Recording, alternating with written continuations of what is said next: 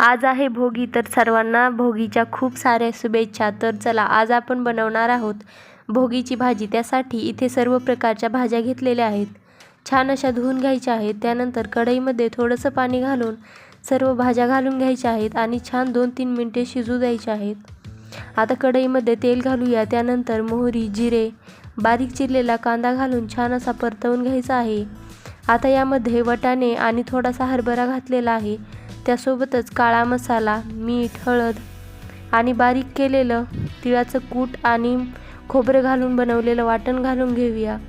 त्यानंतर शिजवलेल्या भाज्या घालून छान अशा मिक्स करून घ्यायचं आहे. त्यानंतर लागेल एवढं पाणी घालून छान भाजी शिजवून घ्यायची आहे.